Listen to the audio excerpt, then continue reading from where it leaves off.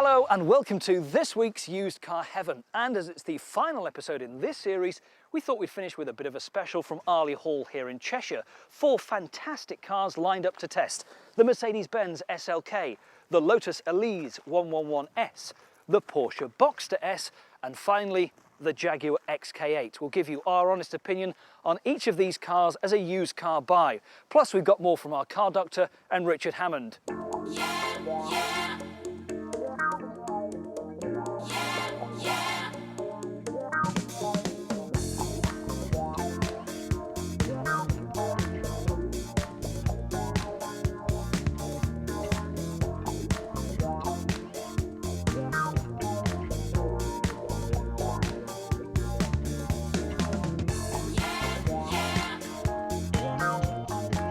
Like the look of the Mercedes Benz SLK? Well, so do I. The great thing about this car is that it's either a coupe or a soft top roadster. And you come in, one thing that I forgot to do, and a lot of people forget to do before they can bring the roof down, is to come back here and make sure that that cover is in place like so. And then you can let the roof do its business. Come in here, press and hold onto this button, and it all starts to happen. It's a very clever roof mechanism that Mercedes came up with for the SLK, and they're going to use it on the new SL in 2002 too. Now, when the SLK first came out, these cars were selling for overs, in other words, more than the list price. But thankfully, those days are long gone. As you can see, it does take rather a long time. About 30 seconds, not particularly quick. People who buy a Mercedes-Benz buy it because it's got a very strong image. It's a desirable car to have. Plus you get fantastic build quality, generally anyway, and rock-solid residuals, which is what you're looking for when you're buying a used car. Now, Mercs may not be the sportiest of cars around. Not even their high-performance AMG cars could probably keep up with real sports cars going across country. But this Mercedes SLK makes a reasonable job of having a go. Now, I hate to pigeonhole cars, but the Mercedes-Benz SLK has kind of found itself a bit of a niche in the marketplace. It's become a bit of a girly car, a ladies who lunch car to park outside their favourite wine bar. Nothing wrong with that, but you don't often see blokes driving an SLK. However, you do get that strong image, and you can decide, depending on what the day is, whether it's a coupe or a roadster. The very clever retractable hardtop in this car is absolutely brilliantly designed. You do get a bit of wind noise coming in through the gaps here if you're cruising at motorway speeds, but other than that, it's very refined, very quiet, and very, very comfortable. And residuals are very strong.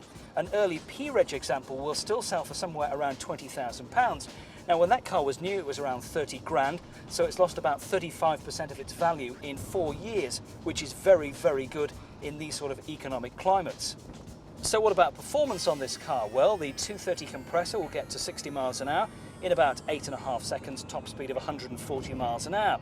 But my main criticism of this car is that it's very, very easy to spin the wheels at the rear. Of course, it's rear-wheel drive. You get traction control on it, but turn that off and you can just get the wheels spinning and spinning away. And even with the traction control turned on, put your foot down hard and you'll find that the traction control does cut in a lot, which is a bit of a pain under heavy acceleration. The SLK cannot match, say, the Elise in the way it handles, but as a top-down cruiser, the SLK is superb and hugely desirable. It's still far too easy to light up the rear wheels and get the traction control kicking in. It still commands strong money on the used car market, and the benefits of a fixed-roof coupe are obvious.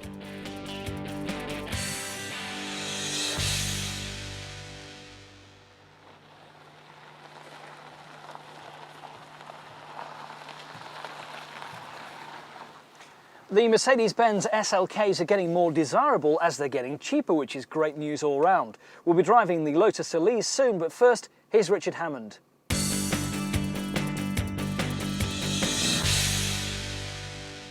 So as this series of Used Car Heaven draws to a close, I thought it a good moment to recap over everything we've done so far. Arm yourself with magazines, newspapers, the internet, and a telephone, of course. Then settle back and get down to it. But remember, it's all too easy to start daydreaming and wander off into the fantasy realms of dream cars. But try to stay focused, as I always do, of course, and get a realistic idea of what you can actually buy.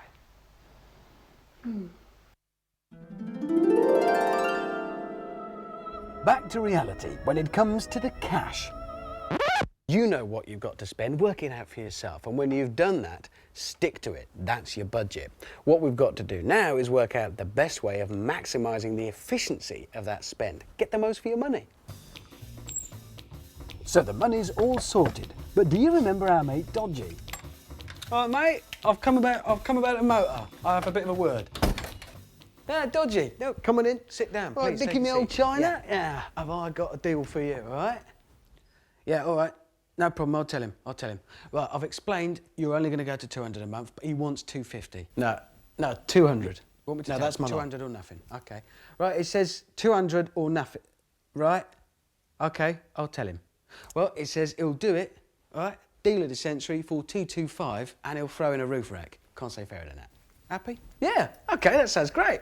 Oh, this is a classic hard man, soft man routine. He's got his price and he'll get it out of you by whatever means. There's probably nobody on the phone at all. Don't be a sucker. Don't fall for it. You know what you want to pay that and no more. Okay, you've been warned. Next, we learn what to look for when checking out a potential bargain. First job, open the doors. All of them, all over the place. Bonnet, boot, the lot. Once they're open, you're looking around areas like this. Straight away, we're getting under the surface and looking for secrets. Move all the rubber around, have a look at the edges. What we're looking for is blistered paint, anything that looks like rust coming through underneath. Also seams, where it might have been welded. Cut and shut, we've all heard about it. You'll see seams. Have a good look around and do that everywhere, all over the place. While the doors are open, have a feel around underneath and make sure that the outer skin of the door isn't separating away from the frame of the thing.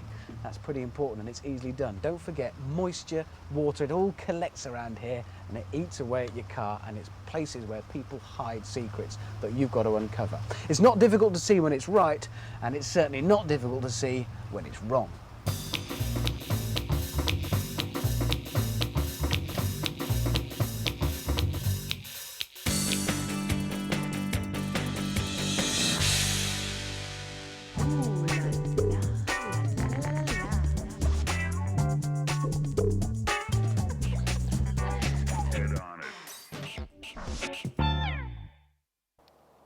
The Lotus car company has staggered from one financial crisis to another in the past couple of decades or so. However, stability has finally been reached, and probably due to this car, the Lotus Elise. Now, as you can see, it's a soft top, the Elise. This thing comes off, but it takes far too long and it's too complicated.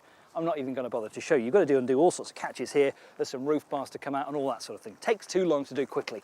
But getting into the Elise is an art in itself because it has a very high sill here. So in trousers, you wouldn't want a lady in a posh skirt to try. You have to kind of manoeuvre yourself in and drop yourself down like that. I think the Elise is a car best used for special occasions and track days, but not as an everyday car.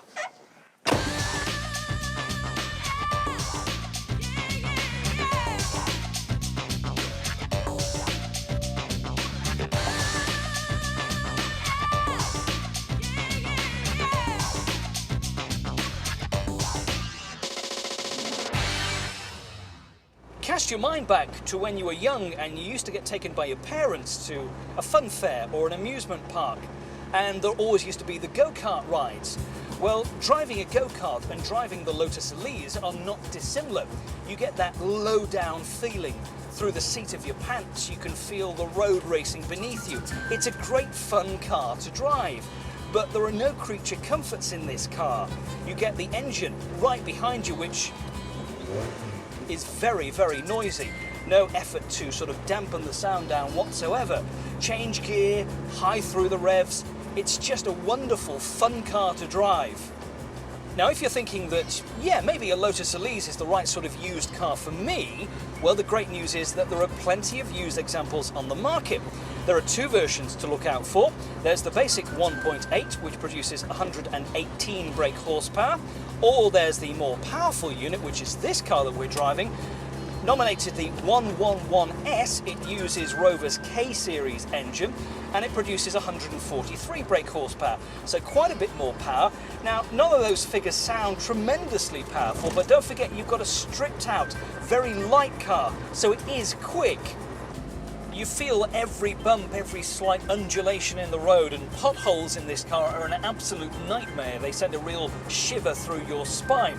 What about performance in the Elise? Well, in this 111S, you're talking about 0 to 60 in about 5.5 seconds, which is pretty good. 0 to 100 in 14 seconds, top speed of about 130 miles an hour. And I'd like to kind of run through, as I normally do, the specification of the cars that we drive. But the specification is so sparse on the Elise range that it's hardly worth it. You get a 5-speed gearbox, you get alloy wheels, and that's about it. So the all-important question, what do you have to pay to get a good Elise? Well, this example, this 111S, would have cost around £27,000 when it was new, but it would now retail for about £18,000. This car has done, what, 14,000 miles, and it's about 18 months, 2 years old, so it's not bad. Early Elises, well, you can look for a P-Reg example and pay as little as £12,000 for a really good one.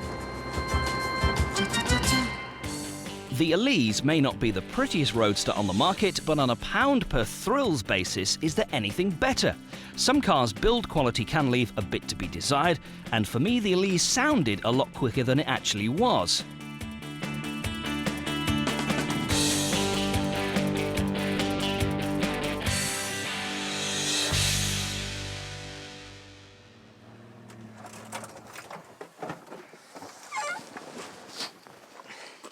Now, you couldn't honestly compare these two cars because they are like chalk and cheese. And getting in and out of that thing every day would drive you absolutely bananas. But they are both roadsters and they're both similarly priced. £18,000 for that Elise or 20 grand for this SLK. I know which one I would choose. Be this one every time. That's all for part 1 of Used Car Heaven. Lots more in part 2, including our car doctor and a Porsche Boxster and a Jaguar XK8.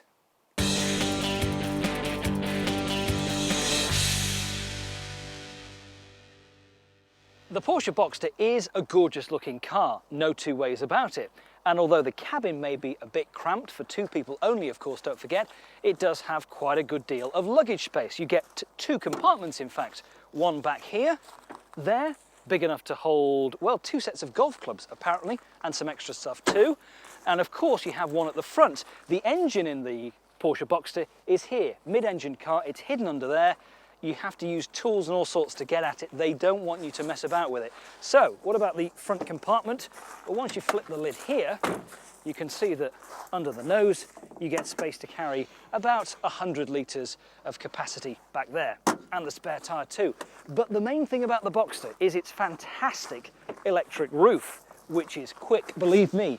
Come inside, turn the ignition on, take that catch there, press the button on the dashboard, and this thing only takes 12 seconds to go back down again. Far quicker than the SLK and just about any other soft-top roadster car.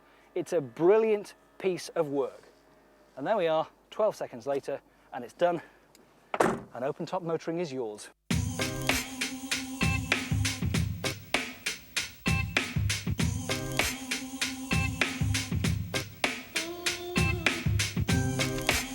Six or 7 years ago, Porsche had a bit of a problem. They only had one model in their range, the aging 911, which had been through more facelifts than a Hollywood actress. And the 911 was expensive, it cost upwards of £65,000. There wasn't a Porsche anymore for the masses, like there had been in the past, when the 924, the 944 and the 968 had done the job admirably. And then in 1996, everything changed, when Porsche launched the Boxster. The great thing with buying something like this Porsche Boxster is that you're buying a car that has very, very strong residuals. Almost no other manufacturer in the marketplace can match Porsche for their strong second-hand values. So that means, of course, that you have to pay top money to buy a used car too. Whichever car you go for, you'll find it fantastic to drive. The steering is sharp and responsive, the clutch and the gearbox light and easy to use. It is a car that you can use every day. The launch in 1996 of the Boxster was a masterstroke by Porsche. At the time, there were very few prestigious roadsters around, and sales of the Boxster proved what a great car it is. Residual values mean you're unlikely to find a Boxster under 25 grand, but if you can afford it, it's well worth it.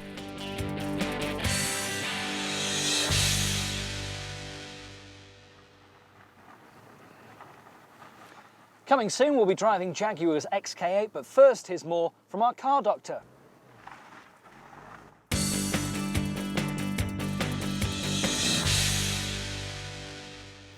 All motorists are sitting targets with respect to having money taken off them for jobs that need doing on the car, because they do need maintaining on a regular basis. The very first thing I'm going to do is have a look at the air filter here. This cleans the air before it goes into the engine so that it doesn't cause any excessive wear to the carburettor or the fuel injection system. And this is about one of the simplest tasks that we're going to be doing. And quite simply, it's a container with a lid on that we're going to remove now, and it should reveal an air filter element which will be a bit mucky. So with this lid taken off, we've got an old air filter there, and I've got a new one to compare it. Quite simply, you can see that this looks quite clean until you show the new one, and you can see that this is particularly nice and bright and shiny. So we're going to dispense with that one and fit the new one. So that pops in there. The lid just quite simply goes on top, and then we will just tighten up all those screws in turn, make sure it's nice and tight and secure. Next, we're going to move on to the spark plugs. We've got 4 of them because it's a 4-cylinder engine, and we're going to start off with this one here. We'll pull off the plug lead and simply remove the spark plug here. Now I'm using a ratchet and an extension, which can be found in any simple tool set that you might have at home or available from your motorist discount centre on your high street. So if we get this out, and we can see it's quite dirty and oily and it's a little bit worn, and we're going to replace it with a nice shiny new one. We've got a nice clean one. It's the same shape, it's the same part number, and we've got a couple of electrodes here. We've got an earth electrode and we've got a central electrode. We've just got to check the gap between them with this tool. That's set correctly to what it recommends in the book. So I'll just get this broken bit of plug out, and we can pop the new spark plug back in.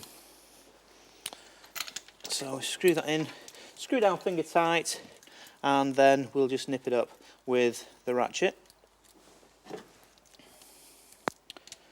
Quite simply. Spark plugs will last around about 10,000 miles quite easily these days, so they don't need changing every week. With that plug lead back on, it's exactly the same procedure for all 4 spark plugs in a row. I've just got a final levels check before we finish off, and yeah, that's spot on up to the mark, which is just nice. We'll double check it.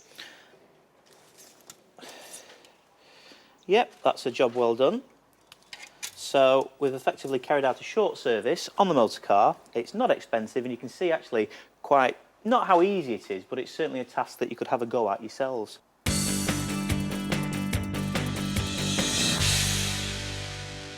The Jaguar XK8 is all about style, grace and elegance. It's just a gorgeous looking car, the sort you need to take a step or two back and admire its fantastic lines.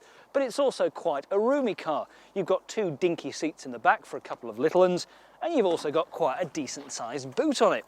Yes, you can fit, well, 3 sets of golf clubs in there, I would suspect, because Jaguar owners always go to golf clubs, don't they? Generally, anyway. Now the XK8 is more about a Grand Tourer, a Gran Turismo, than an out-and-out sports car. And forget about paying £50,000 and upwards for a brand new one.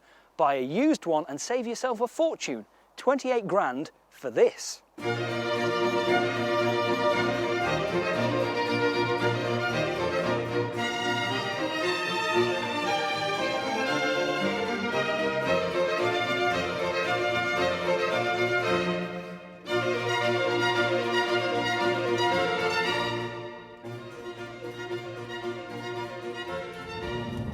The XK8 was first launched back in 1996, so the earliest examples you would find would be on a P-Reg, and you can choose either coupe or convertible.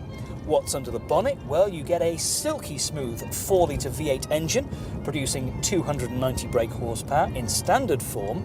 I say standard form because there's an even more powerful version called the XKR, which gets a supercharged engine with 370 brake horsepower under the bonnet. And still, these cars are pretty economical considering the sheer size and the weight of these things. You'll get somewhere between 23-24 miles to the gallon, which is not bad for a big car.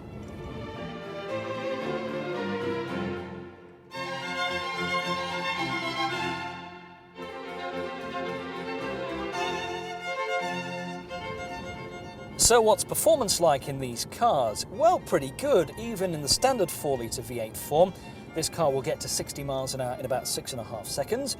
The XKR Supercharged will get to 60 in just a shade over 5 seconds, which is very, very quick indeed.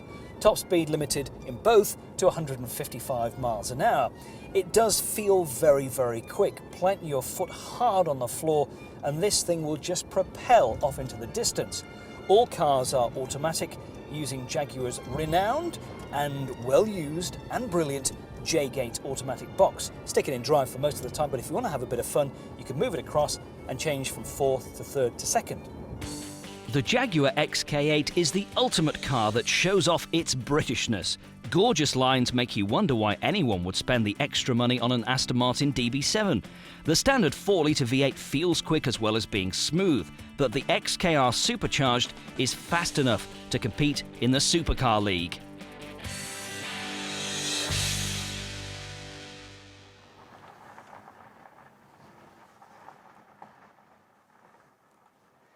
Well, I hope we've given you some really good ideas in this final programme of Used Car Heaven of really special cars to spend your money on.